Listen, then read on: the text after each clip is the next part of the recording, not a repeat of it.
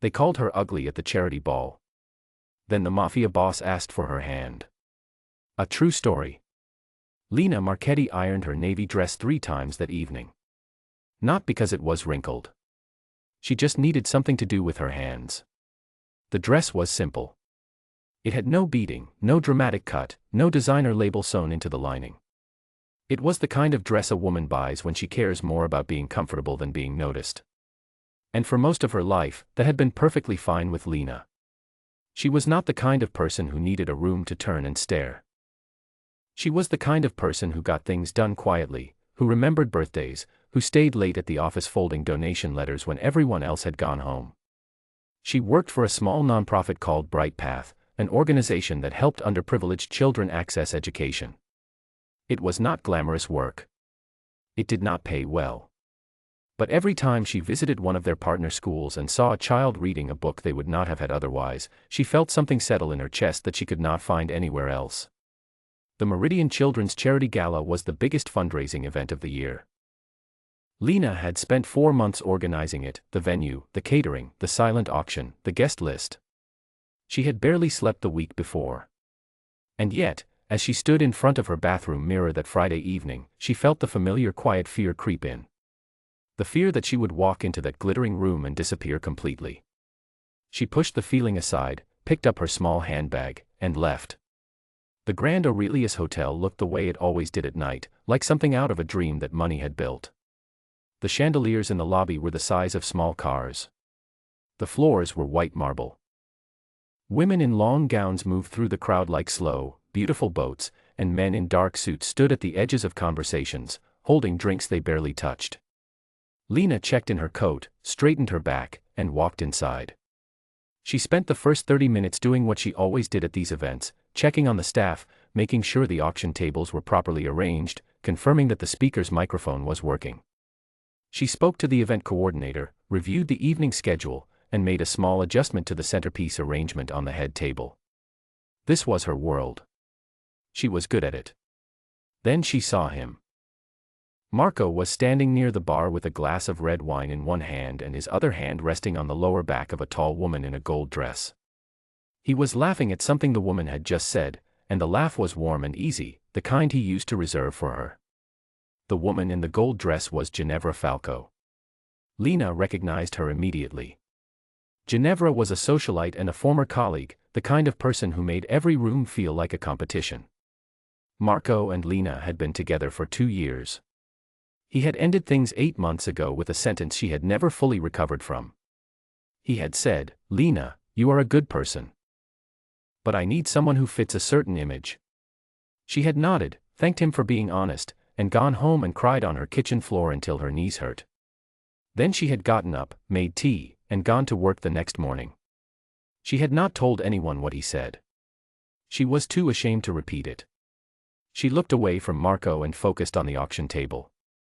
She picked up a brochure and pretended to read it. Her heart was beating a little faster than she would have liked, but she was in control. She was always in control. "Is that Lena?" The voice came from behind her. She turned. Ginevra was standing there with 2 of her friends, all 3 of them holding champagne glasses, all 3 of them looking at Lena with the particular expression of people who have already decided how an interaction is going to go. "I almost didn't recognize you," Ginevra said, smiling in a way that did not reach her eyes. "I didn't realize the event staff were allowed to browse the auction items." One of the women behind her laughed, a short, polite laugh, the kind people give when they want to signal which side they are on. Lena kept her face still. "I organized this event," she said calmly. "I have been at this organization for 6 years." Ginevra tilted her head as if this were an interesting but ultimately unimportant fact. "Of course you have," she said. "You always were very dedicated." She said the word like it was a mild defect. Then her eyes moved slowly from Lena's face down to the navy dress and back up again. "That color," she said softly, as if to herself. "It's very plain, isn't it? But I suppose not everyone can make an effort." The 2 women behind her exchanged a small glance. Somewhere nearby, Marco had drifted closer. Lena could see him in her peripheral vision. He did not move toward her. He did not say a word.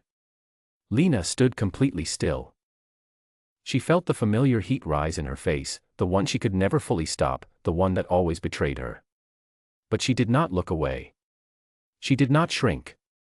She looked at Ginevra for a long, quiet moment and said, simply, "You must be very unhappy." Then she turned and walked away. She walked toward the terrace doors at the far end of the room. The cool night air outside was a relief. She stood with her hands on the stone railing and looked out at the city lights and breathed. She told herself she was fine. She told herself it did not matter. She told herself that people like Ginevra existed in every room and that the best response was always to keep walking. She was still telling herself these things when she heard footsteps stop behind her. She turned, expecting a waiter or perhaps one of her colleagues. Instead, she found a man she had never seen before, or rather, a man she had never stood this close to before, though she had a vague sense of having seen his face somewhere. He was tall and quietly dressed in a dark suit with no tie. He had gray eyes, sharp and steady, and an expression of complete calm that made the busy ballroom behind him seem very far away. He said, "I owe you an apology." Lena frowned slightly. "I'm sorry." "On behalf of that room," he said. "What happened in there was wrong. And no one said so." She studied him for a moment. He did not look like he was performing concern. He looked like a man stating a fact. "You saw that?" she asked. "I notice things," he said simply. She was quiet for a moment, not sure what to do with his directness. Then she said, "It's all right. I've had worse." "That doesn't make it acceptable." She almost smiled. "No," she agreed. "It doesn't." He introduced himself. His name was Dante Caruso. The name registered somewhere in the back of her mind. She had heard it before, in the kinds of conversations that happened at the edges of these events, spoken in low voices with careful expressions. She filed this away and said nothing about it. They talked. It started simply. He asked about the charity, and she answered, and then he asked something more specific, and she answered that too, and before long she was explaining the mentorship program they had launched the previous year, and he was listening in a way that was unusual and slightly unnerving, because most people at events like this listen to find a pause they could speak into. Dante listened as if the information actually mattered to him. He asked about the children. He asked about the schools. He asked what the biggest challenge was and did not accept funding as a complete answer. He wanted to know what funding could not fix.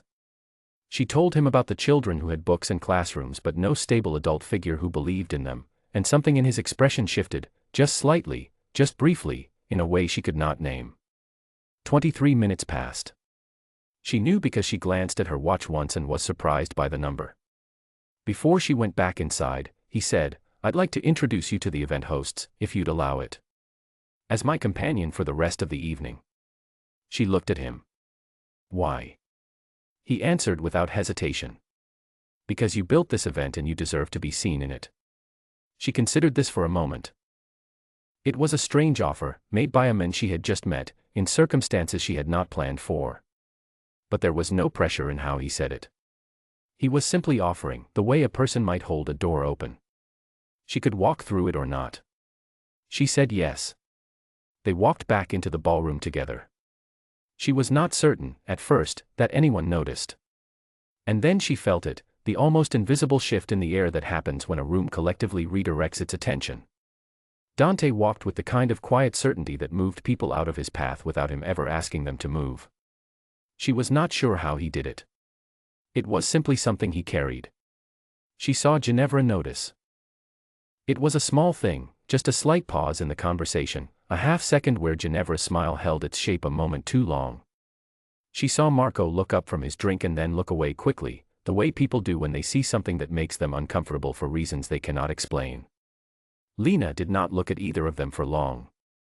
She had other things to focus on. Dante introduced her to 3 of the event's major donors as the woman who made this evening possible. He said it as a statement of fact, not as flattery. The donors shook her hand with genuine interest, asked questions about Bright Path, and one of them requested a follow-up meeting the following week to discuss a potential grant. She drove home that night with the car windows down, even though it was cold. 3 days later, a transfer arrived in Bright Path's account. It wasn't signed, but the amount was significant enough that the entire team spent the afternoon in a state of cautious, joyful confusion. The note attached said only, "For the children who need someone who believes in them." Lena found the number at the bottom of the transfer notification and called it without overthinking it. Dante answered on the second ring. They met for coffee the following Thursday at a quiet place near the river. It was not a grand location. The chairs were mismatched and the coffee came in plain white cups. He arrived exactly on time and sat with his back to the wall, which she noticed but did not comment on. He asked how the team had reacted to the donation. She told him. He listened again in that way of his, fully present, entirely unhurried, and she found herself telling him things she had not planned to say, small details about her colleagues, about the child they had just enrolled in a partner school, about how she had cried a little in the bathroom after the transfer came through because she had been praying for exactly that amount for months. He did not make her feel embarrassed for telling him. He just nodded as if crying in a bathroom over answered prayers was the most normal and reasonable thing a person could do. She liked that about him more than she expected. He was honest with her early. He told her plainly who he was and what world he moved through. He did not dress it up or make it sound smaller than it was. He sat across from her in a mismatched chair with a plain white cup of coffee and told her the truth, and then he said, "You should know this before anything else, because you deserve to make your own choice with full information." She went home that night and sat with everything he had said. She was not a person who made fast decisions. She thought carefully, prayed about things, called her mother, wrote in her journal. She did all of these things over the following days. Her mother, when Lena told her about him, carefully, without certain details, was quiet for a moment and then said, "Does he make you feel seen, or does he make you feel watched? Those are very different things." Lena thought about it seriously and said, "Seen. Definitely seen." Her mother said, "Then keep going. Carefully. But keep going." Marco called her 2 weeks after the gala. She did not answer. He called again and she let it go to voicemail. The message he left was long and carefully worded, full of phrases like, "I was wrong," and, "I've been thinking," and, "I didn't appreciate." She listened to it once, deleted it, and moved on with her afternoon. She noticed that Ginevra's post about a scene at the gala, the one she had apparently made to several of her friends, who had apparently shared it amongst themselves, had quietly disappeared from everywhere it had been shared. She did not ask how. She simply noted its absence. 6 weeks after the charity ball, Lena was in her kitchen on a Sunday evening making soup when Dante arrived. He had helped carry groceries the week before. He knew where the bowls were. He had washed the dishes after dinner last time without being asked, and she had stood in the kitchen doorway watching him and felt something unfamiliar and warm move through her. He was drying his hands on the kitchen towel when he turned and said, "I want to ask you something." She turned from the stove. He said, "I want to marry you. I know it's early. I know my world is complicated. I'm not asking you to decide right now. I'm asking you to know that I'm serious, and that I'm not going anywhere, and that whatever you decide, I will respect it completely." The kitchen was quiet. The soup made small sounds on the stove. Outside, a car passed on the street. Lena set down her spoon and walked to the window. She stood there for a long time. He waited. He did not fill the silence with more words. He just waited, which she later thought was one of the most respectful things anyone had ever done for her. She thought about the woman she had been at the gala, standing at the terrace railing, telling herself she was fine, breathing the cold air and trying to hold herself together. She thought about the girl she had been before that, the one who had learned young to take up as little space as possible because the world kept suggesting she was too much of one thing and not enough of another. And then she thought about the last 6 weeks. About coffee by the river. About honest conversations at mismatched tables. About a man who had memorized the names of every child in her mentorship program and asked about each one by name. She turned from the window. "Yes," she said. He looked at her quietly for a moment. Then he nodded, once, as if something that had been uncertain was now settled. She went back to her soup. He picked the dish towel back up. They finished the evening in the warm, ordinary way of two people who have found something real and are in no hurry to make it louder than it needs to be. A year later, the Meridian Charity Gala was held again at the Grand Aurelius Hotel. The chandeliers were the same. The marble floors were the same.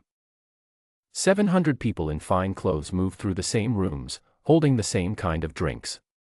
Lena arrived in a navy dress. The same shade she had chosen the year before. She had picked it deliberately, standing in front of her wardrobe that morning with a small, quiet smile. She walked into the ballroom. No one laughed. No one looked through her. The room, in that invisible way rooms have of responding to something they cannot quite explain, simply made space for her. She had not changed. She had not become louder or more fashionable or more willing to perform. She was the same woman who ironed her dress 3 times when she was nervous, who cried in bathrooms over answered prayers, who stayed late folding donation letters when everyone else had gone home. But she walked differently now. Not with arrogance. Just with the particular ease of a person who no longer needs the room to decide whether she belongs in it. That, she had learned, makes all the difference. End of story.